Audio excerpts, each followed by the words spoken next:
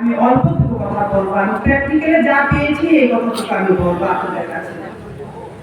আমি প্রত্যেক সভাতেই আমার বলতে হয়, আমি ভাবছিলাম আগে যে আমাদের ত্রিপ্রাসাদের নাকি কপাল মন্দ, খেতে পাই না, সুবিধা রাস্তাঘাট নেই, ইলেকট্রিসিটির সুবিধা নেই, এমন ভেবেছিলাম, আমি জলের সুবিধা নেই এমন ভেবেছিলাম। কিন্তু আমি দর টু দর প্রোগ্রাম করার আজকে প্রায় 10-12-13 দিনের মাঝখানে আমি দেখতে পেরেছি আপনাদের এই কমলপুর এরিয়া, মিউনিসিপ্যালিটি এরিয়াগুলোতে আমি দেখতে পেরেছি যে অনেক অভাব অনটনের মধ্যে আমার বাঙালি ভাই বোনরা, আমার বাঙালি মা বাবারা এখনো আছেন। ড্রেনের উপরে ঘর বেঁধে রাখছেন, ড্রেনের দুর্গন্ধে ঘরে বাস করা যাচ্ছে না, এমন অবস্থা আমার এই মিউনিসিপ্যালিটি এরিয়াগুলোতে। তাই আমি আজকে নেতা হিসাবে আমি ভালো বলে আমি বলছি না, আমি একজন সোশ্যাল ওয়ার্কার ছিলাম, দীর্ঘ বছর ধরে সোশ্যাল ওয়ার্কে কাজ করতাম। এরপর আমি আজকে রাজনীতিতে পরিণত হয়েছি বন্ধুগণ। রাজনীতিতে পরিণত হওয়ার পর আমার যোগ্যতা তেমন আমি ভাবতে পারিনি যে আমাকে আমাদের মহারাজ যে এই কমলপুর কনস্টিটিউয়েন্সিতে আমাকে দাঁড়া করাবে বলে আমি জীবনের স্বপ্নেও আমি ভাবতে পারিনি। কিন্তু মহারাজ আমার অ্যাক্টিভিটি দেখে মনে হচ্ছে ভালো লেগেছে, এর জন্য আমাকে এখানে ক্যান্ডিডেট বানিয়ে দেওয়া হয়েছে। তাই আমি ভাবছি যে আমি কি করবো জনসাধারণের জন্য। এই যে এরিয়াগুলোতে অউন্নত এরিয়া, আমাদের বাঙালি বেল, মুসলিম বেল, মণিপুরি বেলগুলোতে আমি দৌড় পায়ে হেঁটে আমি প্রোগ্রাম করেছি।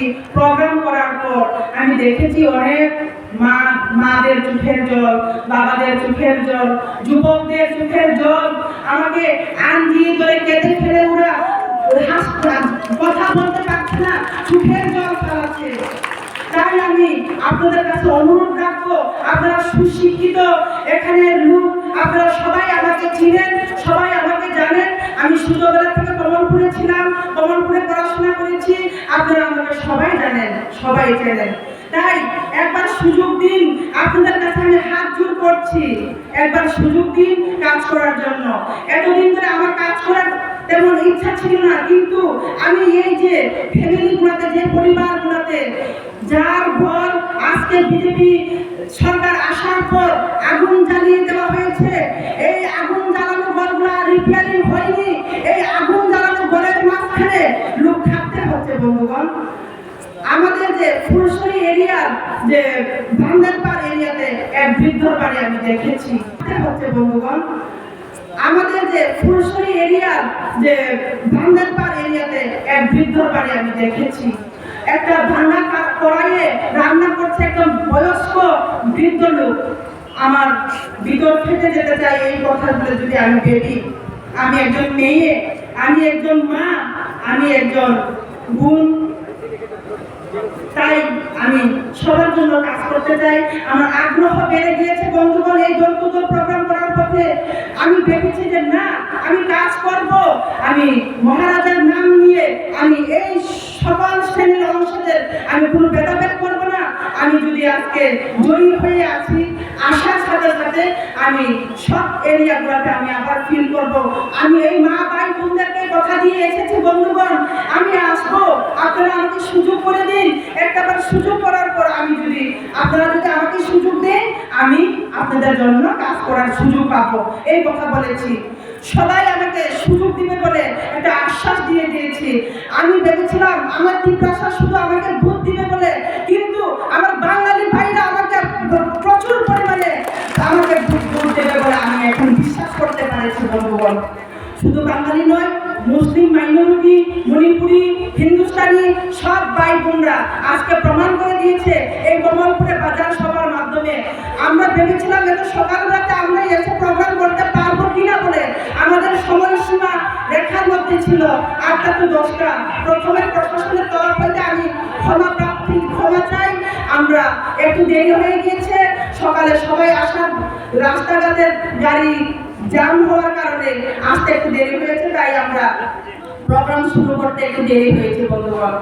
তাই আমি সকল জাতি উপজাতি সকল জাতির সাথে আমি থাকতে চাই, সকল জাতির জন্য আমি কাজ করতে চাই।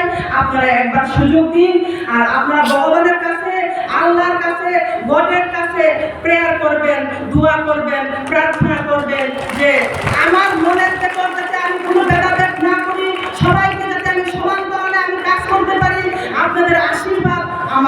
লাগবে, আপনারা আমাকে আশীর্বাদ করুন। আর 16 তারিখ ফেব্রুয়ারিতে আনারস মার্কায় ভোট দিয়ে আমি মেরিদা বর্মাকে নয়, মহারাজকে আপনারা জয়যুক্ত করবেন বলে আমি আশা রাখছি। তাই বন্ধুগণ, আমাদের সব প্রোগ্রামের মাঝখানে আমাদেরকে ডিস্টার্ব করতে চাচ্ছে।